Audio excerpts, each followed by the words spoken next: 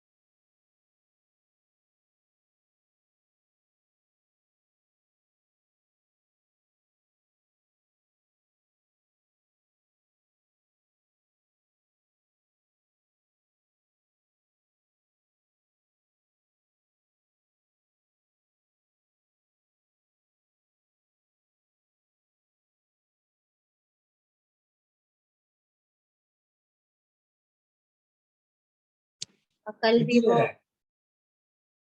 क्या कटिंग कराया कितनी देर लगा दी, इतनी देर है? शाम पड़ गई है। कब?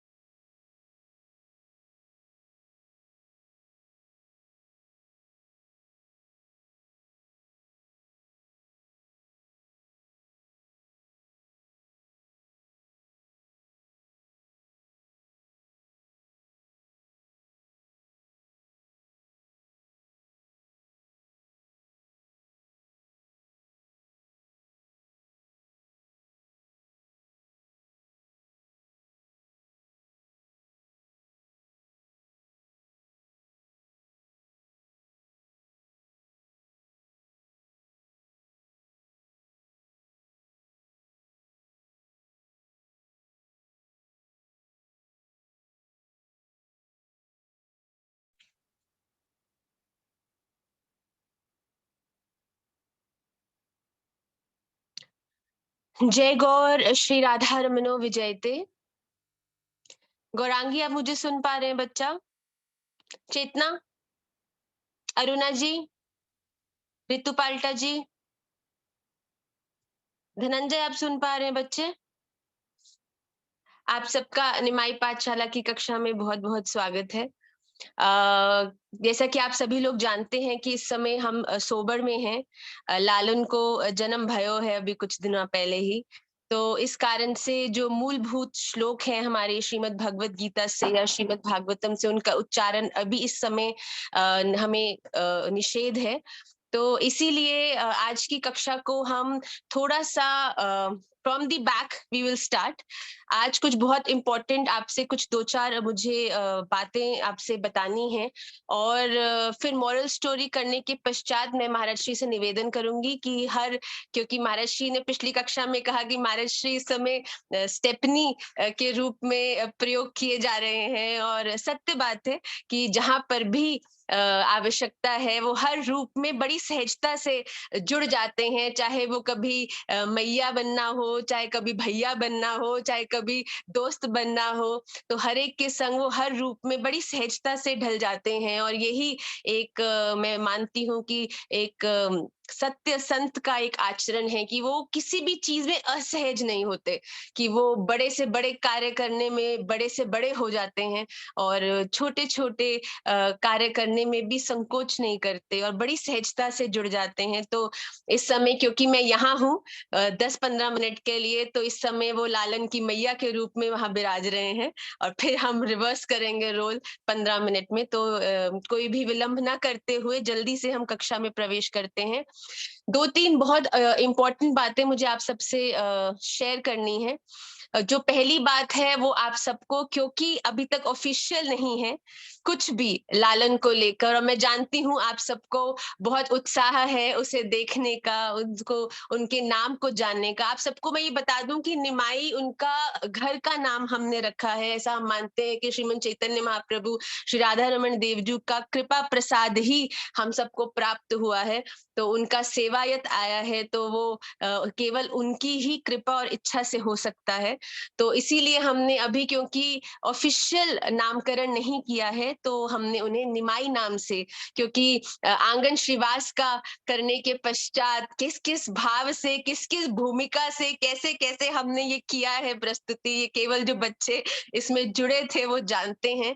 और मैं आप सबको बहुत हृदय से धन्यवाद व्यक्त करना चाहती हूँ, जिस सहजता से, जिस कोऑपरेशन से आप सबने इसे मुमकिन करा है इस प्रस्तुति को, और जिस स्तर की प्रस्तुति, भाव प्रस्तुति, मैं ये सत्य मानती हूँ कि ये प्रस्तुति करने का उद्यम आप सबका था, पर उसे कराने का जो आप सबने उस दिन करा है, वहां पर कोई भी अपने रूप में नहीं था, सब अपने अपने पात्रों के स्वरूप में थे। और ये बिल्कुल, इसमें कोई दो राह ही नहीं है। मैं ये हमेशा मानती हूँ कि अगर आप किसी पात्र को निभा रहे हैं तो उस समय के लिए वो पात्र स्वयं अपनी कृपा करने के लिए आप में विद्यमान रहते हैं। तो क्या अद्भुत, हमें कहाँ कहाँ से कितने संतों के आशीर्वाद प्राप्त हुए हैं उस प्रस्तुति के बाद। तो आप सबके चरणों में बारंबार धन्यवाद व्यक्त करती हूँ कि इतनी सहजता से मेरे इतने क्रूशियल क्रिटिकल समय में आप सबने इतनी सहजता से ये इतनी सुंदर प्रस्तुति तैयार की, जो मैंने कल्पना भी नहीं करी थी कि गुड़गांव में रहते हुए बिना किसी योजना के हम सब मिलकर इसे कर सकते हैं। और मैं अब तो सत्य मानती हूँ कि जो हम सोचते हैं, चाहे सोचने में कितना भी कर्रा क्यों ना हो, पर अगर राधा रमन देवजू की कृपा है, उनके चरणों में पूर्ण समर्पण है, तो वो सब कुछ संभव हो सकता है। और स्वयं ठाकुर जी ही अपने पात्रों का चयन करते हैं। तो आप सबको सबसे पहले बहुत बहुत धन्यवाद। और निमाई जी के आने के बाद हम लोग, ये सबसे पहले ऑफिशियली मैं अपने निमाई पाठशाला के बालकों से शेयर कर रही हूँ, ये अभी कहीं पर भी ऑफिशियली अवेलेबल नहीं है। तो हम लोग लालन का उत्सव, नंदोत्सव करने का भाव रखते हैं, जो कि श्रीधाम वृंदावन में 25 नवंबर को होगा। 25 नवंबर को मेरी और लालन की शुद्धि होगी, हमारा यज्ञ आदि होगा, जिसके बाद ऑफिशियली जो बालक का नामकरण है वो संपादित होगा। श्री राधा रमन देवजू में हम लोग जाएंगे और वहां पे उसको ऑफिशियली श्री ठाकुर जी को, उनका जो नौकर है, उनका जो सेवायत है, उनके चरणों में हम उसको धरेंगे। तो वो उत्सव जो है, उसके बाद संध्या में कीर्तन आदि का बड़ा उत्सव है, और प्रीति भोजन आदि का जो छोटा सा क्रम हम करने का भाव रखते हैं। तो ये एक उत्सव है जो 15 नवंबर को श्रीधाम में होने वाला है। 15 नवंबर, हाँ जी, क्योंकि 17 अक्टूबर को कृपा भई और 40 दिन के बाद यज्ञ होता है, शुद्धि होती है।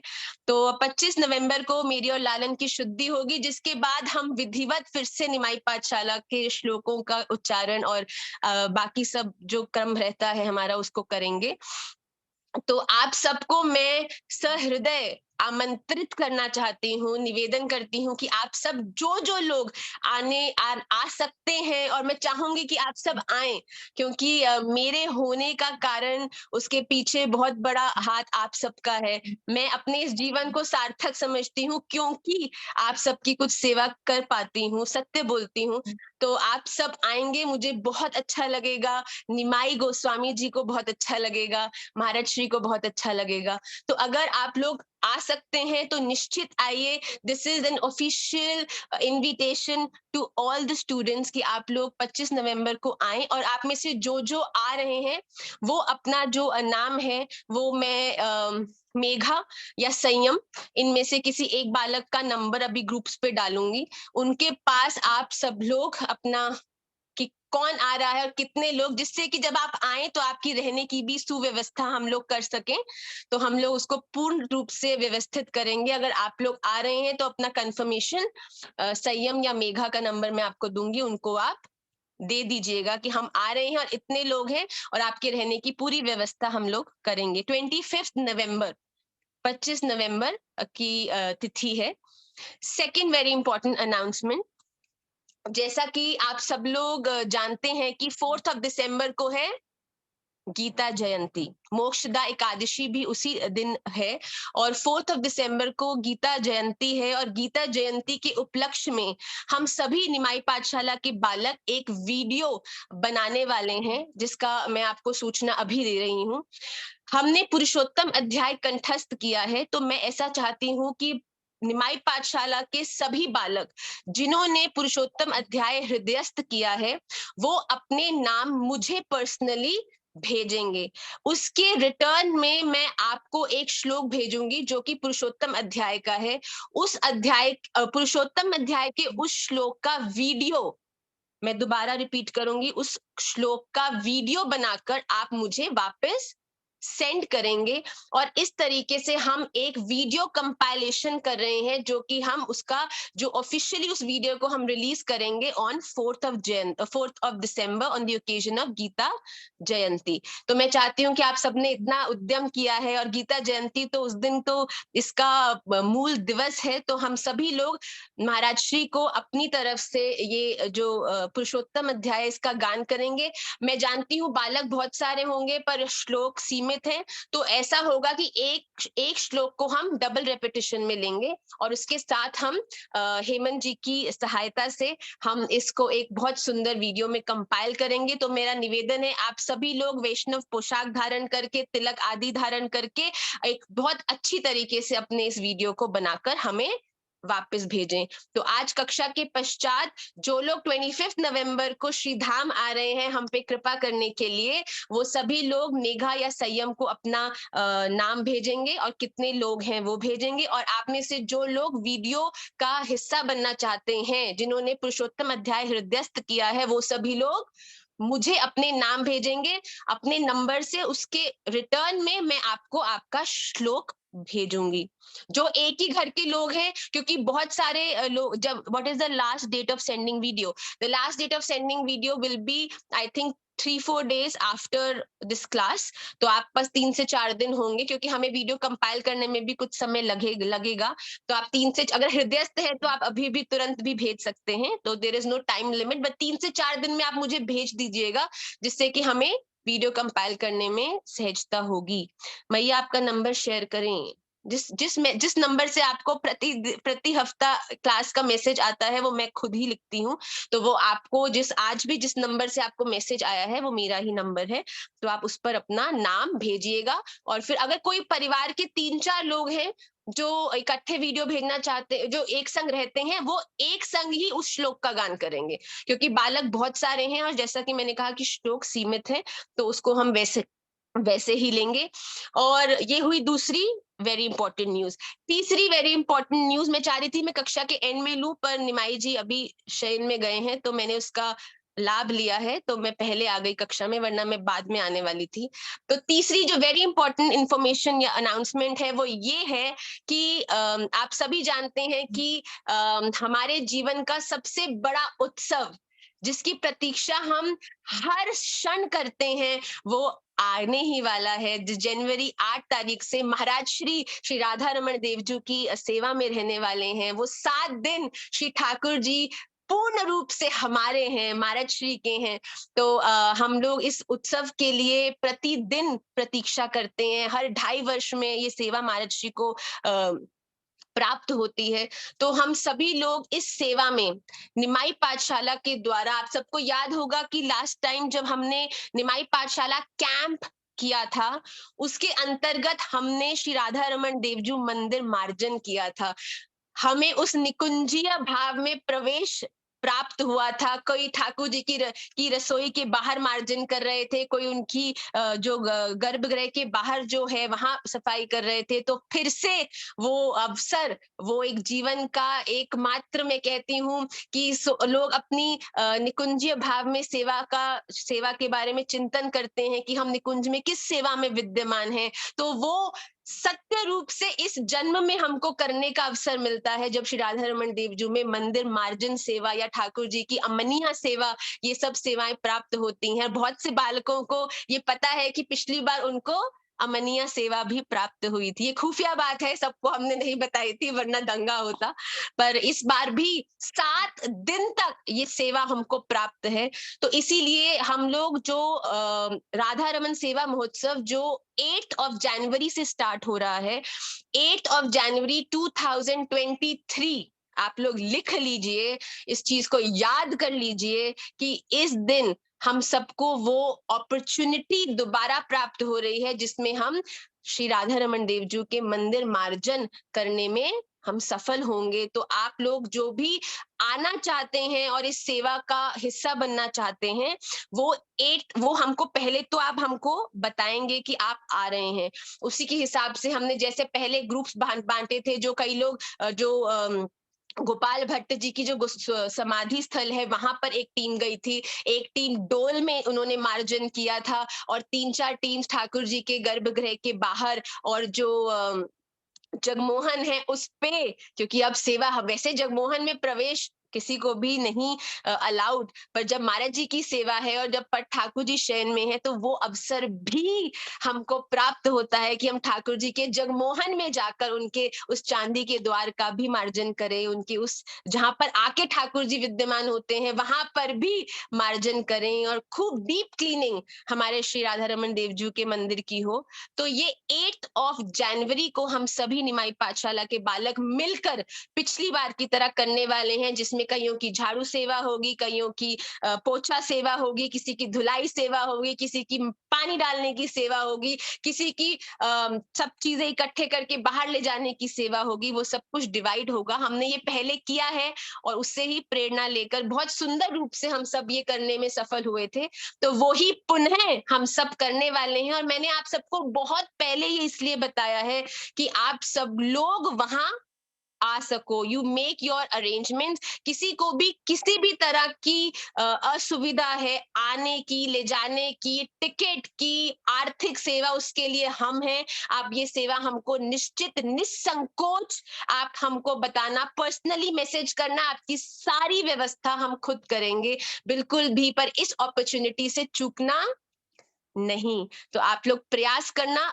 अगर घर पे कोई विशेष दिक्कत है, कोई प्रॉब्लम है, वो अलग बात है, पर अगर कोई दिक्कत नहीं है और ये छोटी मोटी आर्थिक या कोई विचित्र कोई बात है कि हाँ कोई ऐसी किसी की पत्नी को समझाना हो तो भी हम अवेलेबल हैं, किसी के पति जी को समझाना तो भी हम अवेलेबल हैं, पर प्रयास करना कि ये अपॉर्चुनिटी से आप सब लोग चूके नहीं, ऐसा मेरा आप सभी के श्री चरणों में निवेदन है। कक्षा में और एक और बात, हम लोग मेरा तो मन था कि हम दिसंबर में ही निमाई पाठशाला के कैंप को भी करें, पर ऐसा बड़ों का कहना है और मेरा भी थोड़ा थोड़ा मानना है कि निमाई जी को अभी खूब हमारा कंसंट्रेशन चाहिए, तो हमने इसीलिए निश्चित रूप से before March 2023 we will be hosting the camp of Nimai Pathshala as well. आप सब लोग आएंगे तो निमाई जी को आप संभालेंगे और हम खूब कैंप का आनंद लेंगे। तो इस प्रकार हम कुछ उसको डिवाइड करेंगे। तो आपके मार्च से पहले पहले कैंप भी हो रहा है। 8 ऑफ जनवरी 2023 मार्जिन सेवा ऑफ श्री राधा रमन टेम्पल। जैसे कि जब जगन्नाथपुरी में जगन्नाथ जी जब वापस आते हैं अपने श्री मंदिर में, उससे पहले पूर्ण मार्जन किया जाता है, और जब स्वयं महाप्रभु जी ने भी ये मार्जन किया है, कीर्तन किया है, तो ये सेवा सौभाग्य हम सबको भी प्राप्त हो रहा है। तो आप सभी लोग निश्चित रूप से इसका हिस्सा बनिएगा। थर्ड अनाउंसमेंट 25 नवंबर को आप सभी की हम प्रतीक्षा करेंगे श्रीधाम वृंदावन में कि आप आए और लालन को अपना आशीर्वाद प्रेम प्रदान करें। और चौथा इंपॉर्टेंट अनाउंसमेंट था वो ये है कि हम गीता जयंती पे निमाई पाठशाला द्वारा एक बहुत सुंदर वीडियो निकालने वाले हैं, और इसको हम प्रीमियर भी करेंगे जो कि लाइव के रूप में सबको दिखाई देगा। तो आप सब लोग in your best way, that means आपका उच्चारण शुद्ध होना चाहिए, आपकी जो अपीयरेंस है वो पवित्र होनी चाहिए, और खूब राधा रमन जी के का ध्यान करते हुए आप अपने श्लोक का गान करके हमको जल्दी से जल्दी भेजिएगा। तो ये है मेरे इम्पोर्टेंट अनाउंसमेंट्स। मुझे ऐसा लगता है कि मैं कुछ नहीं भूली हूँ, और अगर भूली हूँ तो महाराज श्री कवर अप कर देंगे। इस समय मेरी बुद्धि बहुत अल्प है, मुझे कुछ याद रहता नहीं है, तो आप सब लोग मेरे साथ थोड़ा कोऑपरेट करिएगा। और आइए जल्दी से मैं आज की मॉरल स्टोरी का भाव लेकर कक्षा में, फिर महाराज श्री से निवेदन करूंगी कि वो आगे इसको कक्षा को आपके क्वेश्चन एंड आंसर्स को सॉल्व करेंगे। तो आज की मॉरल स्टोरी खूब सुंदर है, मुझे बहुत आनंद आया इस स्टोरी को का श्रवण कर कर। तो एक बार एक महिला थी, जब जिसका विवाह हुआ, विवाह के कुछ महीने बाद ही वो गर्भवती हो गई, और गर्भवती होते ही कुछ महीनों बाद उनके जो उनके पति थे, उनका नित्य लीला प्रवेश हो गया, उनका शरीर शांत हो गया। तो वो बड़ी दुखी थी और बहुत ज्यादा जीवन में बहुत कष्टों का सामना कर रही थी। बहुत मुश्किल से उन्होंने अपने पुत्र को जन्म दिया और उसे बड़ा किया, और पुत्र जब बड़ा हुआ तो एक दिन उनका पुत्र परीक्षा के लिए विद्यालय गया और वहां से लौटा ही नहीं। तो बड़ी वो हैरान परेशान थी, विद्यालय गई, बालक कहीं नहीं मिला, बहुत रोई, इधर कंप्लेंट किया, उधर कंप्लेंट किया, बहुत जगह खोजने का प्रयास किया, पर वो बालक कहीं पर भी मिला नहीं। तो जीवन का जो शोक था, दुख था, कष्ट था, वो और ज्यादा बढ़ गया, वो बड़ी दुखी रहने लगी। तो किसी ने कहा कि तुम जीवन में अच्छा कार्य करो, जब अच्छा कार्य करोगे तो जीवन में अच्छा अच्छा तुम्हारे संग घटने लगेगा, पॉजिटिविटी आएगी। तो ये सोचकर उसने सोचा कि मैं आज से एक संकल्प लेती हूँ कि प्रतिदिन मैं कुछ अच्छा करने का प्रयास करूंगी।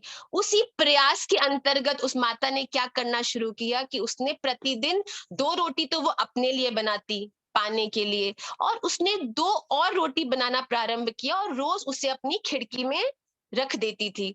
तो उसने ऐसा करना प्रारंभ किया, तो प्रतिदिन जब वो रोटी रखती, तो एक ही भिक्षुक उनके पास आता, और वो भिक्षुक प्रतिदिन उन 2 रोटियों को और जो सब्जी शाक बनता था उसको लेकर वहां से चले जाता।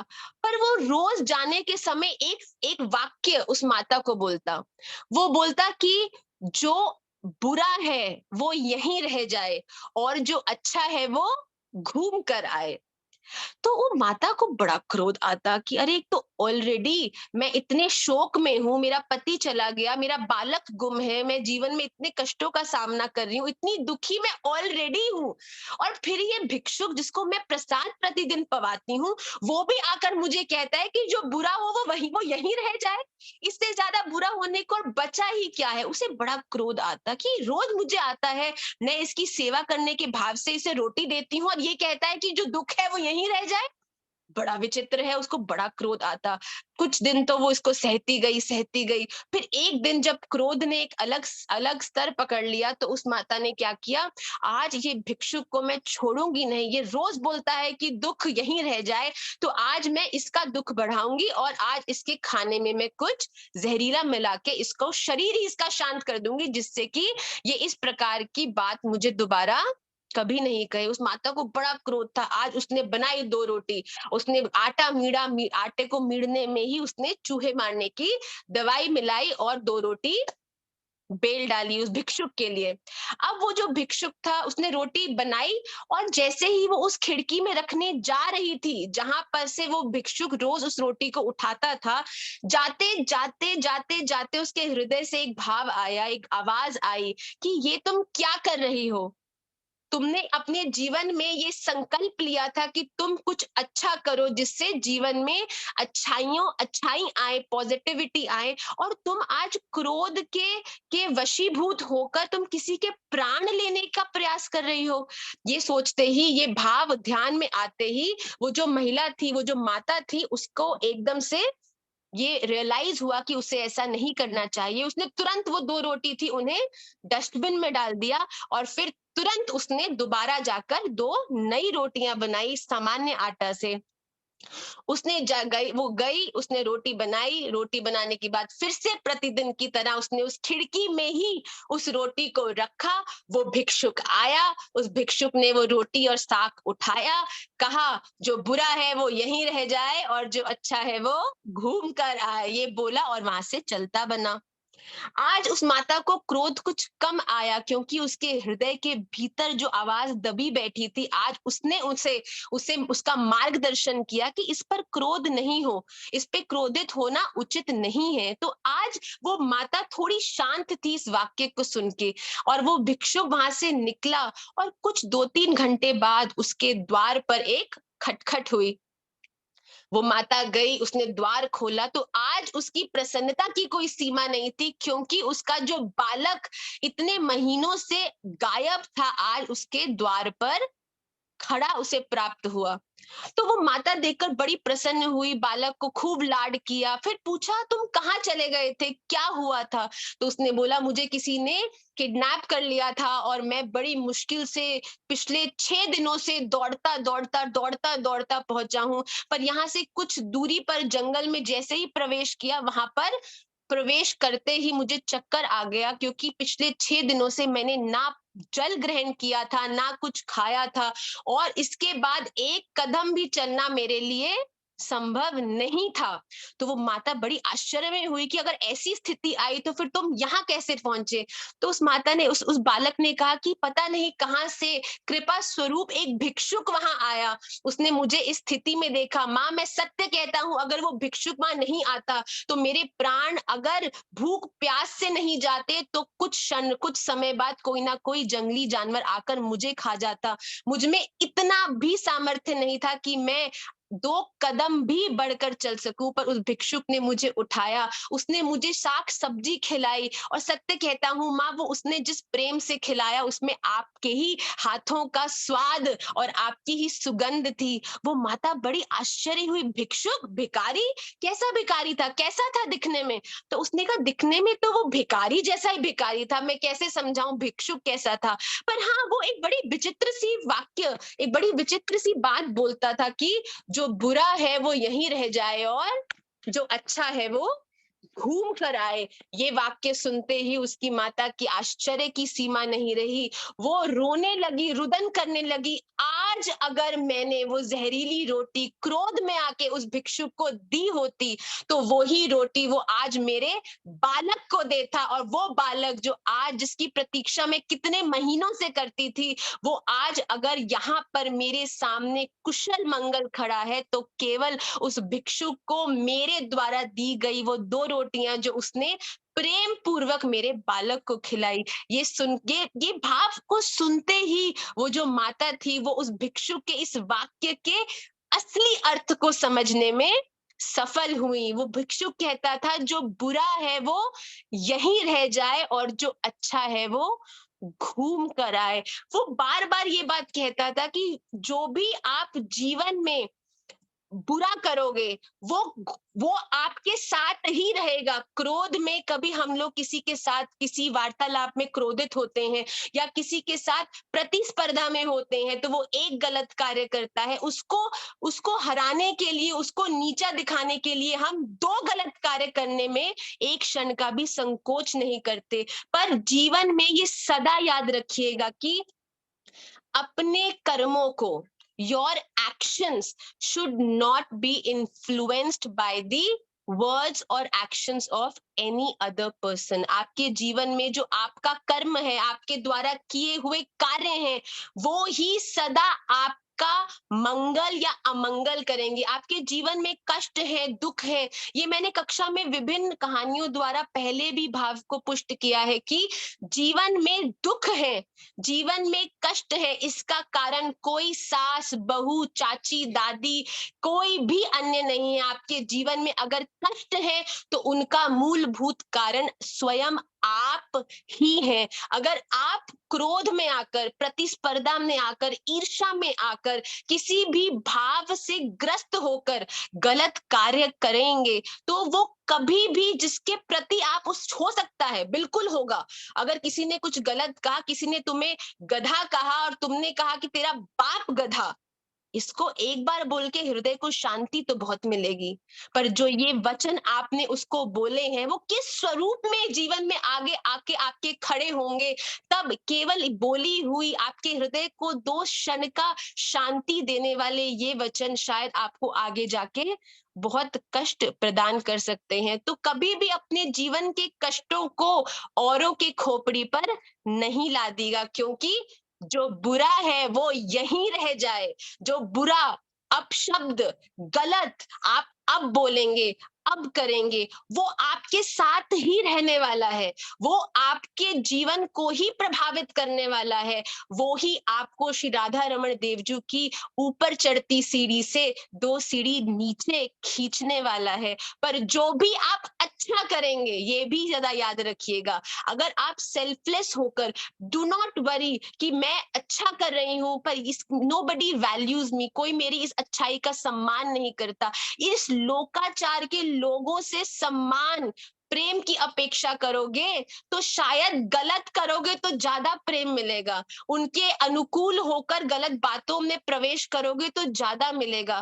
पर ये आपका विवेक और आपका निर्णय है कि आप अपने जीवन में लोगों का प्रेम पाना चाहते हैं कि श्री राधा रमण देवजू के चरणों में स्थान पाना चाहते हैं। तो सबसे पहले अपने जीवन के लक्ष्य को तय करें, क्या वो चाची ताई से आगे बढ़ना है कि श्री ठाकुर जी के चरणों की सेवा करना है।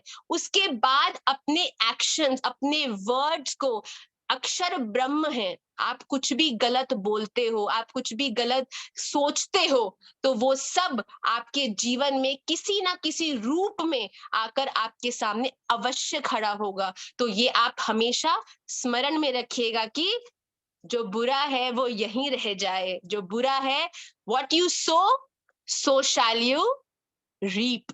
अगर आप कुछ भी बुरा करोगे तो वो भी आपको फेस करना ही पड़ेगा, पर अगर आप कुछ जीवन में अच्छा करोगे बिना किसी सेल्फिश रीजन के, आप अच्छा करना चाह रहे हो क्योंकि एक ही कारण है कि शायद इसका अच्छा करने से मेरे श्री राधा रमण देवजू को प्रसन्नता हो जाए, शायद ऐसा हो जाए कि हलवाई की दुकान में जो लंबी लाइन लगी है उसमें बहुत पीछे अपने कर्मों अनुसार हम लोग खड़े हैं कि कब उस हलवाई रूपी श्री राधा रमण देवजू से भेंट होगी, मिलन होगा, प्रेम होगा।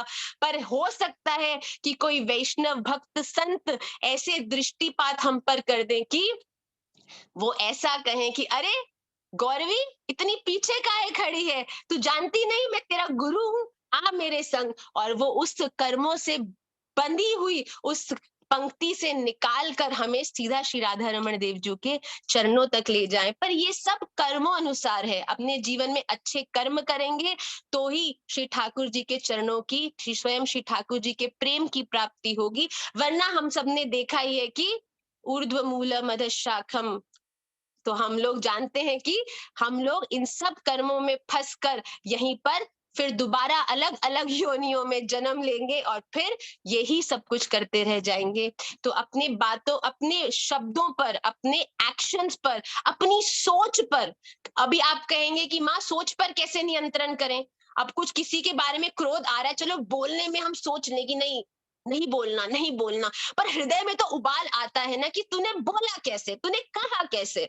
तो ऐसे समय पर अपना जो केंद्र है, अपनी जो इमोशंस का केंद्र है, तुरंत उसका परिवर्तन कीजिए। Stop thinking about that thing at once. अगर आपको किसी बात से कोई कष्ट हो रहा है, अपने केंद्र को अपनी पूजा, बालक, किसी और चीज में केंद्रित करें जिससे कि वो जो चिंतन है वो आप पर हावी नहीं हो। Don't let negative thoughts become heavy on your heart and mind. और ये केवल आपके ही हाथ का विषय है कि आप किस चीटी मात्र बात को भी अपने हृदय में इतना बड़ा कर लें, और या फिर श्री राधा रमण देवजू के चरणों की प्राप्ति जैसे बड़े संकल्प को हम जीवन में बहुत छोटा मानकर उससे चूक जाएं।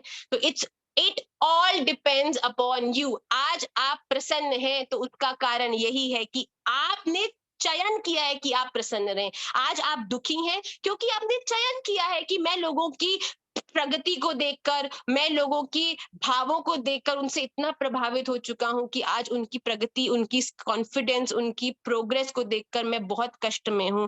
तो अपने जीवन को अच्छी चीजों से ग्रस्त कर कर, पॉजिटिव थॉट से, अपने वचनों को एक्शंस को, अपनी सोच को पॉजिटिव करके हम जीवन में आगे बढ़ें। तो ये आप सब सदा याद रखिए, इस लाइन को हमेशा याद रखना, जो बुरा है वो यहीं रह जाए और जो अच्छा है वो घूम कर आए। तो ये सदा आपके जीवन में विद्यमान रहेगा। अच्छा करोगे तो अच्छा होगा ही होगा, पर अगर बुरा सोचोगे भी तो फिर उसको भी निभाने के लिए तैयार रहना। ये मत सोचना कि अगर उसने मुझसे बुरा किया है तो मैंने भी उसके साथ बुरा किया, तो जो मैंने बुरा किया वो उसके कर्मों में लिखा जाएगा। ना ना ना ना ना, उसने जो बुरा एक बार किया वो उसके में लिखा जाएगा, पर जो आपने 2 बार किया वो आपको ही उसका सामना करना पड़ेगा। So do not spoil your journey because of somebody who's not even important. किसी ऐसे के लिए अपनी इस यात्रा को खराब मत करिएगा, जो समझता भी नहीं है कि ये प्रेम किस किस स्तर का है, ये ठाकुर जी का जो कृपा है वो किस किस स्तर की है। तो आप सबके सबको मैं ये निवेदन करूंगी, खूब प्रसन्नता से अपनी तरफ से सदा अच्छा करो, और अपनी तरफ से अच्छा करोगे तो श्री राधा रमन देव जी की दृष्टि में रहोगे। और फिर अगर दुनिया दृष्टि में नहीं भी रखना चाहे तो उसमें कोई हानि नहीं है, अच्छी बात ही है। तो आप सब इस भाव के साथ अपने आप को, अपने एक्शंस, अपनी वाणी, अपने आचरण को अच्छा करें, शुद्ध करें, ऐसी मेरी आप सबसे प्रार्थना है। और फिर हम पुनः अगले रविवार मिलेंगे। मैं महाराज जी से निवेदन करूंगी कि शेष जो 20 मिनट हैं उसमें आप सब खूब आनंद ले रहे हैं, महाराज जी आप सबकी जिज्ञासाओं का हल कर रहे हैं। और मैंने महाराज जी से निवेदन भी किया है कि हर महीने कम से कम 2 सेशंस केवल महाराज श्री निमाई पाठशाला के अंतर्गत लें, जिससे आप सबकी जो जिज्ञासाएं हैं उनका भी साथ साथ समाधान होता रहे। तो मैं महाराज जी से निवेदन करूंगी कि वो कक्षा को आगे लेके जाएं, और हम यहाँ की निमाई पाठशाला की सेवा से मुक्त होकर निमाई गोस्वामी जी की सेवा में हम जाएं। तो सब मुझे कहते हैं माँ आपके आसपास सब निमाई निमाई ही है। तो हमने कहा ये बड़ी कृपा है कि हृदय में सदा वास भी निमाई पाठशाला करते हैं, और ठाकुर जी ने कृपा करके भी निमाई ही दिए। निमाई आंगन श्रीवास जी के भाव प्रस्तुति, जिसमें निमाई प्रभु का ही विशेष हम लोगों ने उनका जो भाव है उसको केंद्रित किया। तो बड़ी मैं समझती हूँ मुझ अल्प बुद्धि, आता कुछ नहीं है और कोई भाव नहीं है, पर ठाकुर जी पता नहीं किस बात से रीझे हैं कि आप सबकी सेवा, महाराज श्री का संग, श्री राधा रमन देव जी के दर्शन हो रहे हैं। इससे ज्यादा अन्य जीवन में कुछ चाहिए भी नहीं है।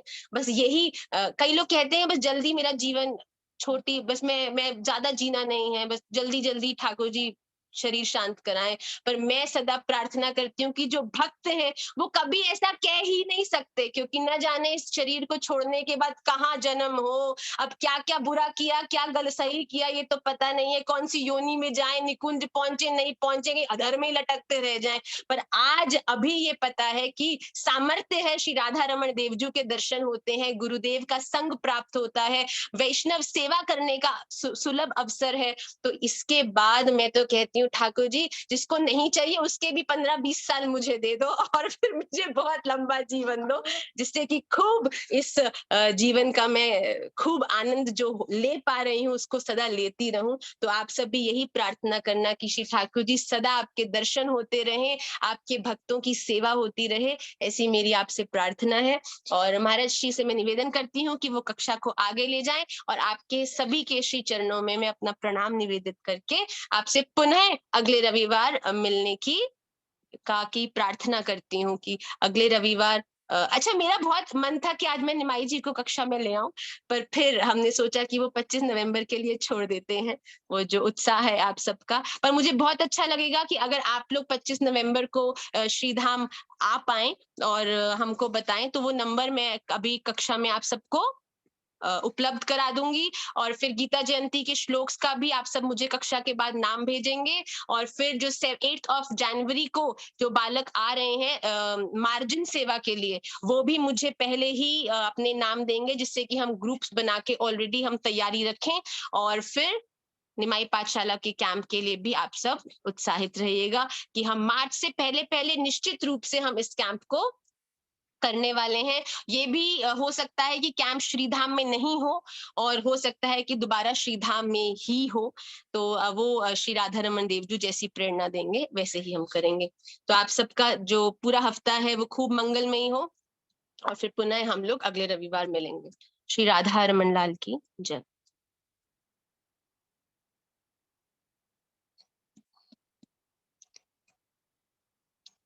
बोल तो मेरा फेवरेट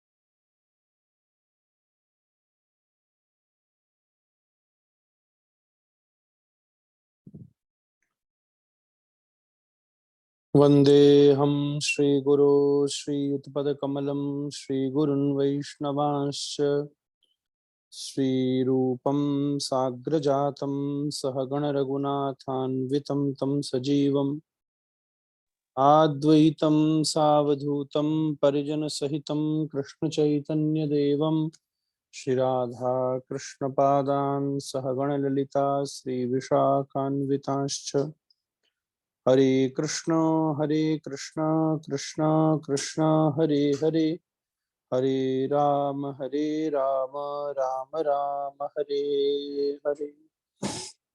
आप सभी का स्वागत है। आज तो कक्षा बड़ी सुंदर चली, मैं भी उसका लाभ लेता रहा, आप सबने भी उसका लाभ लिया। मुझे ऐसा निर्देश था कि जितना संभव होगा श्रीमती रेणुका जी क्लास लेंगी और अगर कोई व्यवधान हुआ तो टायर पंचर होता है तो स्टेपनी का टायर लग ही जाता है। आप सभी का स्वागत है और सूचना आपको दी गई है। बहुत सारे वैष्णव मिलने के लिए और सबकी बात कह रहे थे और ये तो हमारा सौभाग्य है आप आवेंगे। तो 25 नवंबर की सूचना आपको दी है और ये भी नियुक्त कर दिया है कि उसकी खबर मिल जाए तो हमें मालूम रहेगा कि कैसी व्यवस्था करनी, व्यवस्था कैसे होगी, कहाँ होगी। ये आने वाली सूचना से हम लोग आई बिलीव 15-16 नवंबर तक निश्चित कर लेंगे। तब तक निमंत्रणों का क्रम हम लोग बना रहे हैं। आप सबका स्वागत है। मॉरल स्टोरी और सब विषय आपने बढ़िया तरह सुन लिए हैं। मेरे मन में आ रहा था कि हम कुछ विषय का रिवीजन कर लें कि जो यहाँ लोग हैं उनको, उनसे पुराने किए गए श्लोकों को हम सुने, परंतु अब समय इतना नहीं है तो मैं इसमें एक चीज जोड़ ले रहा हूँ। आप सबके पास निमाई पाठशाला के जो फेसबुक ग्रुप है उसका एक्सेस है, आप सबने उसको ज्वाइन किया है। आई थिंक आप सब उस पर पोस्ट भी कर सकते हैं।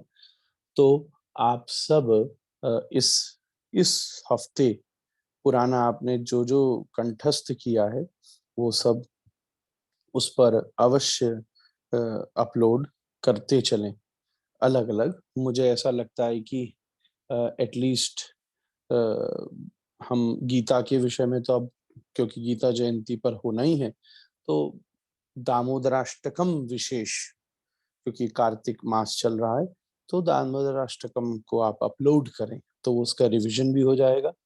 और जब आप दामोदराष्टकम कर लें तो उसके बाद हम सोचते हैं रुक्मणी पत्र कर लें। ऐसा कुछ भी जो आपको ध्यान आए आप अलग अलग वीडियो बना के या खुद भी कर लें और सब एक दूसरे के स्टूडेंट रहें और एक दूसरे के टीचर भी रहें। अगर कोई ऐसी चीज आपको लगती है कि किसी ने जो उच्चारण किया है उस उच्चारण में कुछ शोधन की जरूरत है और आपको वो शोधन पता है, पर कमेंट जिम्मेदारी से कीजिएगा, कहीं किसी को सुधारने के चक्कर में जो आपने लिखा हो वो भी गलत ना लिख दिया और हंसी के पात्र हो जाए। इसीलिए उसको विचार करके आप उस पर कीजिएगा, उससे आपको एक रिवीजन का अवसर मिलेगा। एक मेरे मन में बड़ी बात आती है कि आप जानती हैं कि मैं स्वयं भी कहीं नहीं जा रहा इस समय। इन दिनों बहुत जगह से मेरे पास निमंत्रण था रमण रेती में जो गुरु शरणानंद जी महाराज हैं वो उत्सव कर रहे थे। अभी नाथद्वारा में पूज्य बापू की कथा हो रही थी। अभी कुरुक्षेत्र में भी है। आज एक वृंदावन में गौड़ियाओं का उत्सव था।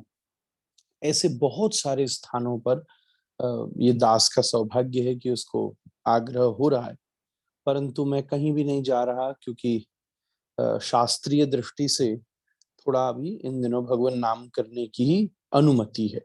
तो हम अपना भगवान नाम कर रहे हैं और एक तरफ सेवा में लग रहे हैं। तो फिर भी मैं और मेरी पत्नी दोनों बड़ी दृढ़ता से निमाई पाठशाला की तरफ समर्पित हैं और इस क्रम को हम लोगों ने नहीं छोड़ा है। तो उसमें हमें आप सबके सहयोग की आवश्यकता है, और वो सहयोग है इसके प्रचार का सहयोग। तो आप सब लोग खुद सजगता से, जैसे ही आपको क्लास की सूचना मिलती है, तो जो आपके परिचित लोग हैं जो कि निमाई पाठशाला में भी हैं, आप उन्हें सूचना तुरंत मैसेज फॉरवर्ड करके दे सकते हैं। जिनको लगता है कि फेसबुक का जो ग्रुप है उस पर इसकी सूचना नहीं गई है, तो आप उस पर तुरंत डाल दीजिए। जो जो चीजें आपको लगती हैं कि आप अपनी तरफ से कर सकते हैं, कुछ ज्यादा भी नहीं, तो आप इसका जो लिंक है, अगर अपने फेसबुक की प्रोफाइल के ऊपर और अगर आप अपने व्हाट्सएप के स्टेटस के ऊपर भी पोस्ट कर देंगे, तो उससे 2-4 नहीं तो 10-20 लोगों को आप उसकी व्यवस्था कर लेंगे और उसमें ज्यादा से ज्यादा लोगों को लाभ मिले। यही हम लोगों का मुख्य उद्देश्य है। इसका और कोई कॉमर्शियल तो पॉइंट व्यू नहीं है, केवल हम आप भगवत सेवा में रत रहें, ऐसी ही विचार है। तो ये इस पर आप करें। मुझे बड़ी प्रसन्नता होगी कि किसी समय में जो हमने शुरू किया था, तो हमको जूम का सबसे बड़ा वाला पैकेज लेना पड़ा था, पर धीरे धीरे अभी हम जो यूज करते हैं वो तो जो फ्री वाला पैकेज है उससे भी हमारा काम हो जाता है। तो मुझे आशा है कि इतना इसका विस्तार हो ऑनलाइन, क्योंकि सुविधा आप अपने घर में बैठे कि हमको जूम क्या, निमाई पाठशाला की नई एप्लीकेशन ही बनानी पड़ जाए जिसमें ये सुविधा से इसका सब लोग लाभ ले सके। तो आप इसमें कम से कम इसका प्रचार कर सकते हैं। हम लोग इतने समर्पित भाव से इसको कर रहे हैं, तो इसका प्रचार सुंदर है। आज अर्चना बीवी जी के साथ गौतम जी बैठे हैं, मेरी अभी दृष्टि पड़ गई, और गौतम हमारे बड़े लाडले, ये हमारे गोपाल हैं। गौ माता की अमृतसर पीठ पर इनकी जैसी सेवा कोई नहीं कर सकता। मैंने तो ऐसा गौ सेवक ही नहीं देखा। अभी जब ये जो वायरस लम्फी फैला था, हमारी भी गौशाला में थोड़ा बाद में प्रभाव हो गया। गौतम शायद 8-10 दिन तक घर भी नहीं आया होगा और रो रो के मुझे फोन करता। मेरा हृदय बड़ा प्रसन्न हुआ और मुझे विश्वास है कि गौ माता गौतम को सदा थामी रहेगी। इसको देखकर गैया प्रसन्न हो जाती है। ये हमको बड़ी प्रसन्नता, और बहुत संभ्रांत घर का बालक है, परंपरागत है, और ये सेवा उसकी बड़ी हमें आनंद देती है। तो और सब लोग भी सब जुड़े हैं। 1-2 बातें और कहनी है मुझे। मैंने आपको प्रचार की बात कह दी। दूसरी एक बात मुझे कहनी है, गीता जयंती पर जो आपने गीता के विषय में निमाई पाठशाला के अंतर्गत नृत्य करना है, वो आपको पता चल गया। एक चीज मैं और चाहता हूँ, वो हम निमाई पाठशाला और निमाई पाठशाला से परे भी हर व्यक्ति को एक मैसेज दें कि जो 4 दिसंबर को गीता जयंती है, उससे एक हफ्ता पहले, जो कि लगभग I think if I see the calendar, I believe हफ्ता पहले अगर हम सोचते हैं तो ये होता 28 नवंबर। तो 28 नवंबर से और 4 दिसंबर तक कुछ और न हो सके तो आप अपने पास एक गीता की पुस्तक जरूर रखें। 7-8-9 रुपए की आती है, जो सबसे छोटी वाली गीता प्रेस की, मिनिमम वो रखें। और फिर मैक्सिमम किसी को पढ़ने का मन हो, कुछ हो, और उन 7 दिनों में वो गीता का एक पाठ जरूर कर लें। मैं एक दिन में भी नहीं कह रहा, तो गीता का एक पाठ कर लें, अपने कम से कम पास रखें। उससे बेटर मूल संस्कृत का पाठ कर लें। उससे बेटर आप समझना चाहते हो तो गीता को अर्थ सहित पढ़ लें, और उसमें समझ में नहीं आए तो सबसे बेहतर, हमने गीता पर प्रवचन किया था, तो आप उस पुस्तक को मंगवा लें पढ़ लें, और या उसका प्रवचन भी तो फ्री में, ऑनलाइन छपवाने में तो खर्चा भी लगा था, तो उसकी कोई सेवा भी है, पर जो ऑनलाइन तो वो उपलब्ध है फ्री में, आप उसको भी सुन सकते हैं। पर उस हफ्ते को गीता वीक की तरह आप सेलिब्रेट करें। मैं उसको एक छोटा सा नाम दूंगा, 28 नवंबर से 4 दिसंबर तक गीता वीक। तो हम उस पर विचार करें सभी लोग, और जो आपको वीडियो बनाना है वो भी उसमें अच्छा होगा। तो ये एक सूचना ये हो गई। एक और बात मुझे कहनी है, जो उसी से हम पर प्रश्नोत्तरों का क्रम भी प्रारंभ करेंगे। वो बात है, हाँ एक और बात, अगर कोई ऐसा व्यक्ति हो जो समर्थवान हो और वो गीता कोई नहीं खरीद सकता हो, तो वो खरीद के भी उसे दे सकता है, चाहे वो गीता वाली हो चाहे वो हमारी वाली हो, कोई सी भी जो आपको रुचि पड़े, पर उसको गीता वीक की तरह आप सेलिब्रेट करें। हाँ, अभी अभी एक ग्रहण गया था और दूसरा ग्रहण आने वाला है। जो पूर्णिमा, कार्तिक पूर्णिमा है 8 तारीख को, उस दिन भी ग्रहण है। उसकी सूचना आज ही हमारे यहाँ से राधारमण पत्री के अनुसार निकाली गई है। उसका सूतक काल आदि सब है। तो मैं ग्रहण संबंधी आपको कुछ विशेष बातें बताऊंगा और उसी से हम प्रश्नोत्तर 4-5 प्रश्नोत्तर ले लेंगे। ग्रहण के समय हमें पहले नंबर की बात है कि शुचिता का ध्यान रखना चाहिए। सबसे एक नंबर की चीज है कि जब से उसका सूतक लग जाता है तब से ही हमें खान पान को नहीं करना चाहिए। ये तो सबसे एक नंबर की बात है। पर बड़े बूढ़े, रोगी, बच्चे और विशेष अगर हम पर कंट्रोल नहीं हो तो हमें सूतक लगते ही कुशा हमें रख देनी चाहिए। और कुशा आती है, जो कुशा घास बाजार में किसी भी पंसारी की दुकान पे, स्पाइसेस जहाँ मिलते हैं ऐसे दुकान पर आराम से मिल जाती है। पूजा की सामग्री वाली जगह मिल जाती है। कुशा को हमें अपनी स्थान सामग्री, भोजन सामग्री वाली जगह पर सब जगह रख देना चाहिए। और हमें सबसे स्वल्प, अगर बहुत ज्यादा बंधन है, भूख है, कंट्रोल नहीं है, तो केवल उस आहार को हमें उतनी देर लेना चाहिए। और उसमें जो ग्रहण का स्पष्ट काल है, जो मैं अभी आपको पढ़ देता हूँ। आज हालांकि हम लोगों ने उसकी विधिवत सूचना भी निकाल दी है, फिर भी मैं स्पष्ट हो जाए निमाई पाठशाला में, तो उसके लिए मैं उसको पुनरपि दोहरा भी दे रहा हूँ। ग्रहण है चंद्र ग्रहण, जिसका स्पर्श शाम को 5:30 बजे से 6:19 बजे तक रहेगा। जो सूतक है वो सुबह 8:15 बजे लग जाएगा। तो राधा रमण जी का जो सेवा भी है सुबह वाली, जो राजभोग आरती भी है, वो भी 8:15 बजे तक हो जाएगी। तो सूतक काल में तो दर्शन भी शयन हो जाते हैं और जैसे ही ग्रहण पूरा होता है तो खुल जाते हैं। पर उसमें जो विशेष ये जो 6 मतलब 5:30 से और 6:19 का समय, मतलब लगभग 5:30 से 6:30 का समय, इसमें तो आप कुछ भी खाइएगा पिएगा नहीं, ये तो बिल्कुल ध्यान रखिएगा। सूतक काल में बंधन भी हो तो बड़ी से बड़ी परिस्थिति में भी ये मत लीजिएगा। आप कोई किसी का इलाज चल रहा है, कोई अस्पताल में है और ये सब, कोई छोटा, बहुत छोटा बालक है, ये सब चीजों में इसको हम अवॉइड छोड़ सकते हैं। तो पहला नियंत्रण तो हुआ भोजन का नियंत्रण। दूसरे नंबर की बात आती है, हमें ग्रहण देखना चाहिए या नहीं देखना चाहिए। ज्योतिष की दृष्टि से ग्रहण पर विचार है। कौन सा ग्रहण हर व्यक्ति के ऊपर अलग अलग प्रकार के प्रभाव डालता है।